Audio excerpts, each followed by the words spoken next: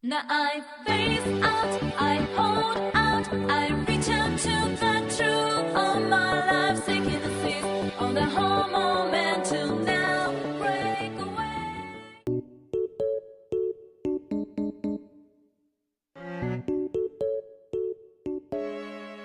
Okay, hello and welcome to my channel. So today's video, we're going to be going over the differences between manga, manhwa, and manhwa, that I've observed while reading these three different types of Asian comics. So these aren't like, definitions or anything. These are just the differences I've observed in these three different kinds. So let's get started. So starting with manga. Manga is Japanese. I'm sure most people have heard of manga. That's most popular, worldwide. And these are typically short. I mean, it depends on the genre, but like in the context of BL, they're typically short, one volume, which is about anywhere between 4.5 to 6 chapters. Typically, there's no color, and they'll be read from right to left, so backwards from like Western reading. It'll be right to left, and they'll typically be like the panels will typically be like in weird shapes, all different sizes and weird cutoffs and whatever. So sometimes they're kind of difficult to read, but like once you've gotten used to reading manga, you'll eventually get used to it, or you won't. It really depends what you're reading. Something I noticed, and this video is in the context of BL mostly. I guess it could apply to straight romance, so hentai or whatever. But I don't really read hentai, so I don't know specifically. But they'll be really fetishy in comparison to the other two that I'm going to go over, and that's fine if that's what you're looking for, a dumb story that has no story. It's just cute and goes straight to the boning, then, that's fine typically. And it'll be full of tropes, like the tsundere or the dominant, jealous type. Like they'll play to those tropes to the T rather than being, fully fleshed out complicated characters, and this is for the majority of the time. This is not always the case, so just be aware of that if that's like a problem for you and you want like a deep story. Manga do tend to have like fetishy and tropey characters. I'm inserting this after recording because I forgot to mention these. So with manga, often the story moves super fast, and this is probably because they're typically short, like one volume, so 5 to 6 chapters. So that's usually the reason, but sometimes they move a little faster than you would think even it would need to with that many chapters. And they'll often have like unrealistic characters, which obviously it's fiction, but in the sense that with BL, dudes typically find offense to being hit on by other dudes if they are not openly gay or bi or pan or whatever. So when a guy has lived straight up till that point, it is weird for a guy to hit on him and him not object to it, just because of the way society is. So when that happens, it's kind of weird and unrealistic and kind of annoying. But it's fine for the most part, I guess. But it's just something to note if that sort of thing kind of like bugs you, because you're like, yeah, dudes would never act like that actually. But yeah. And then I noticed, and this might be a Japan versus Korea and China sort of thing, but these are typically written with way less homophobia than the other two are. And it might just be because socially homosexuality is a lot more accepted in Japan. I'm not sure of the complete social climate in comparison to the other two countries, but typically the manga is written way more homo friendly. Not bi friendly though. My god. All of these are typically pretty bi phobic, which is something that's super annoying, but I could do a completely different video on that whole topic there. So moving on to Manhwa, which is Korean, these typically are in color and they'll be vertical, so you'll scroll down and read them going down. You don't have to worry about weird paneling. They read from left to right, and for most of these, they tend to be longer. Like a typical manhwa will be like 60 chapters, 60 plus chapters. But like different from manga, which I guess I should have mentioned in the manga section, manga, they'll often have like a first chapter that has a ton packed into it, almost like it's like a pilot episode of a show. It'll have a ton packed into it. A lot of story and plot will happen in that first chapter, and then the rest of the chapters will be less jam-packed. And it doesn't feel like, you know, if the writer's good with pacing, it doesn't feel like they're packing way too much. Oftentimes they're just generally longer than the other chapters, so then it works out fine. But yeah, that's with manga. That should have been the manga section. But with manhwa, the chapters all are much shorter than manga, which was a weird transition I had to get used to when I switched to reading manhwa. I used to read almost exclusively manga, and I had to get used to manhwa chapters kind of like ending in places where I felt like it could have continued, and it's just ending in that spot just purely for to create the illusion of a cliffhanger, where it felt like it literally could have been longer. Which, you know, the general format for purchasing manhwa is by chapter, and generally with manga you generally purchase by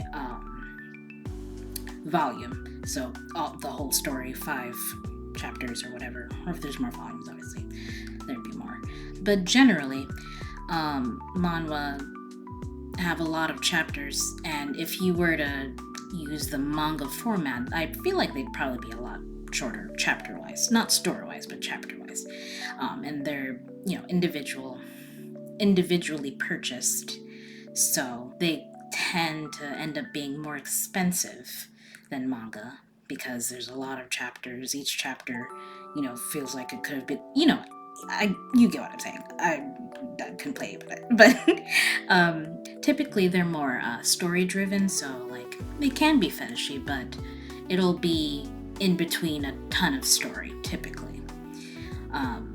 So that's typically, how many times can I say typically? That's typically what you'll see with manhwa. Also, with manhwa, they tend to be closer to real life in the sense of there's a lot of homophobia that is involved, because, you know, let's be real, and especially in Asia, there's a lot of homophobia.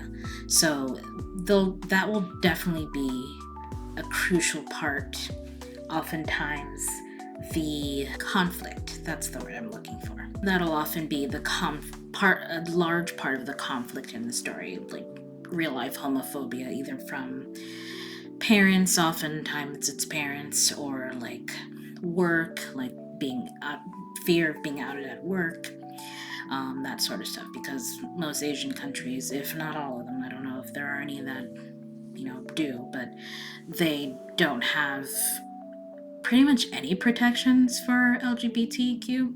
So like if you're outed at work, your boss is allowed to fire you. You cannot there's no gay marriage, as far as I know, in you know, China, Japan, and Korea.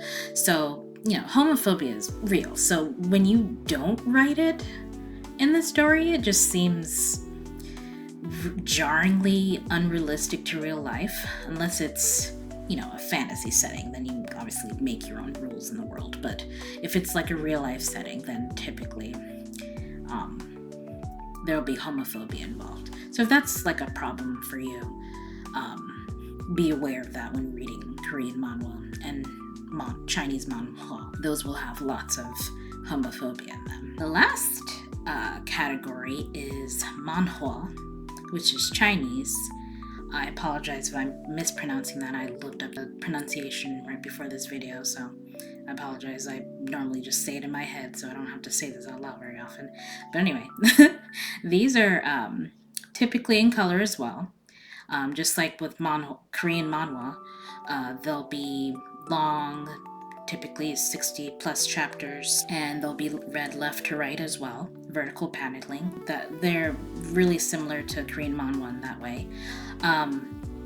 What I've noticed with manhwa, and this isn't the case with all of them, but like the majority of the time when I'm reading them, I've noticed that they'll also be tropey, just like manga, but like at least with manga, typically it feels like the writers are more experienced, so like they know how to do a trope while it's not as tropey feeling. Like the story, it's written well, so it doesn't feel like the character's just going through all the motions that apply to a trope.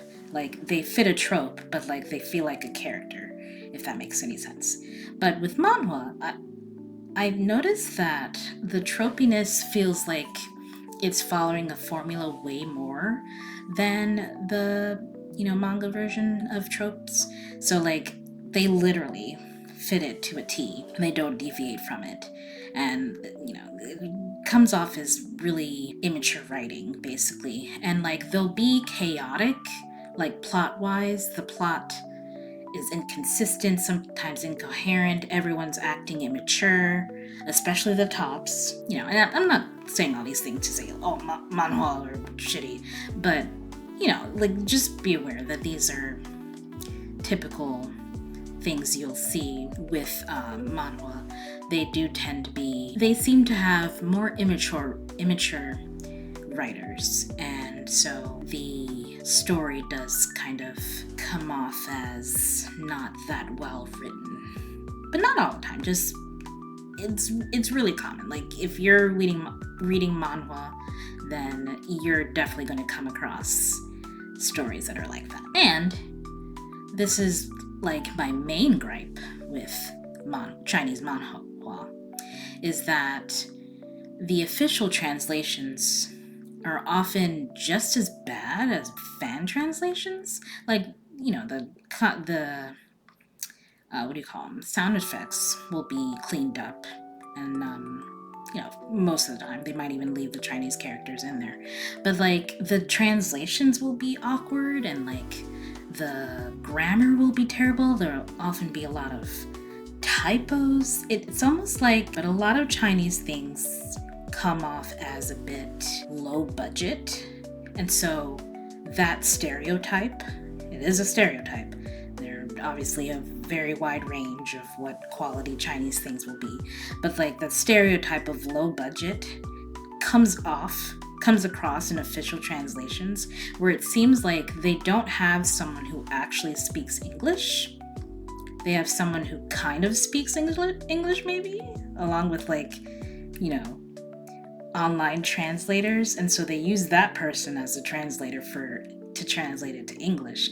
And so even official translations that you pay for will end up still being kind of bad, which that really pisses me off. I don't want to pay for something that'll be the same quality as fan translations. But if I like the story, I can get over it and still watch it. But just be aware of that. Even if you pay, you might get just as bad as fan translations. So I want to give a few good examples of Chinese manhwa, because to be honest, there's this large sea of really bad ones. So these are the ones that I've come across. They are all on Tapitoon, which is one of the main 3 official translation sites that I use for, not translation, sources of official translations, I guess is what I meant to say, for Asian comics. The first one is called The Priest Dreaming of a Dragon. This one's about a priest who is avoiding his duty to be a sacrifice, meets a dragon and basically colludes with him. It's funny. It's actually even funnier that I didn't notice that it was Chinese manhwa until way later. You'll tend to see like the different tells if it's not modern day set in China, setting, but you'll tell that it's a manhua because of the author. That's what makes it that, not just the setting. So this one I didn't notice until it got to the mature point, but it wasn't marked mature. So I was like, what's happening here? So basically, what I've noticed with manhwa, instead, when something is marked as not mature, it's often the case that it was drawn mature by the author, but I guess the publisher or the distributor, whoever, producer, I don't know, they censor it because of Chinese laws not allowing gay stuff. That'll be the case, and so it was drawn mature, but like they censor it and then they mark it as not mature. So you read the story thinking it's not mature, and then you get to the sex scene, and then they literally just cut off panels or have I've literally seen like butterflies covering nipples or two guys kissing, like in official translations. So it's weird stuff like that, and then they mark it as not mature even though they literally just censored it rather than it being actually not mature, and like there are no mature scenes. So that's a weird thing that Manhwa do, and that's how I noticed that the priest dreaming of a dragon was one. I didn't think anything of it. Tapitoon mostly has Korean stuff, so it's usually pretty obvious when something is Chinese because the author's name will be in Chinese, the characters will be Chinese. But when it's not a modern day setting and it's just generic medieval setting or whatever, then it's harder to notice. But like I said, with all the different things that categorize it as a manhwa, then you like the chaotic story, tropey, kind of inconsistent plot, bad translations. And bad translations aren't always the case with because the examples I'm giving, they don't have that problem. You'll realize that it's a manhwa and not a manhwa. Anyway, that was a long rant, but that's something that happens in the pre-streaming of Dragon. I really like it. It's not done yet, but it's currently releasing on Tapitoon. Next, good example of a Chinese manhwa that I've read is My Delicious Dream Boy, and it's basically about a dream demon dude who meets this boy who's completely emotionless, and he tried to eat his dreams because he has a crazy amount of dream energy that he feeds off of or something like that, but he ends up falling in love with him instead. And it's a super cute story. I really like this one. This one is done. I originally read it in an unofficial format, and it had their Chinese names. Oh, that's another thing about Manhwa. So I don't know why they do this, because it'll be a Chinese distributor or producer or whatever, but they'll often change the names to be English instead of Chinese. Ugh, I absolutely hate that. It'll be the official, translation, and the main character's name will be Shirley Chang or some dumb shit like that. So be aware of that if that's something that pisses you off. That definitely pisses me off, but be aware of that. So, if you can ignore that, then, you'll be able to read a nice story. But yeah, that happens in My Delicious Dream Boy. The original version I was reading, which was a fan translation, it had the original Chinese names, I'm assuming from the Chinese version. I'm sure the creator gave them Chinese names, but when it was translated to English, they were given English first names and Chinese last names. And what's even worse is that it seems like it's not a person who understands English names giving the names, because they'll give them obscure names that aren't commonly used these days. I don't know. It's just weird to me. Like, it's so easy to just Google commonly used name. I don't know why they do this, but whatever. I have lots of gripes with Chinese manhwa, but so that's why there's only 4 that I recommend, and I haven't found too many more that are better. I mean, that don't have all these issues that I have with Chinese manhwa. Anyway, the next one is The Prince's First Love. And this one is about where a prince joins high school with the intent of marrying this guy's best friend. And that guy is like known as a bully, but like he's actually misunderstood. And so it gets really complicated from there. But, it's a cute story about, Prince's First Love. And the last one that I have in this list, although I realize I have another one that I don't remember the name of, but, whatever, called Don't Uncage My Heart. And this one is about some lawyers and a dude who used to be straight falling in love with an older guy. And, it's very emotional, very passionate. This one is probably the most well written. Like the others are written well too, but this one I feel is the most well written. Like it doesn't have any of the things that I have issues with the inconsistent plot and chaotic and super tropey. Like these are well fleshed out characters, well written plot, all that stuff. So yeah, those are the ones that I recommend. So I'm not going to give examples of manga and manhwa, Korean manhwa that I like because there's so many. You can throw a dart at the database for Lezen or Tappytoon or Tapas. You can start reading and you'll find a good story for, manga or manhwa. So I'm not going to bother giving examples of those. I'm going to have lots of other videos talking about my favorites in different categories, different genres within BL. So, no need to do that here because, there's a ton of manga and manhwa that are just generally okay. Whereas with Chinese manhwa, it's a little harder to find, great quality. There's probably plenty of good quality, but it's harder to find great quality, in my opinion. You can have a different opinion, and that might be because you've read way more Chinese manhwa than I have. But, after I've gotten the feel of how Chinese manhwa tends to be, I've been like, I'm gonna probably avoid these for the most part because, I only have limited time, limited attention span. I'd rather just spend that reading stuff that I like. So that's the end of the video. I hope you enjoyed.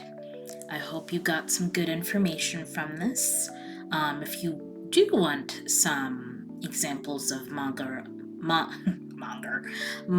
or manhwa, I can give a few examples in the comments if you'd like, but in general, I'm going to do lots of videos with that sort of thing, so stay tuned for that.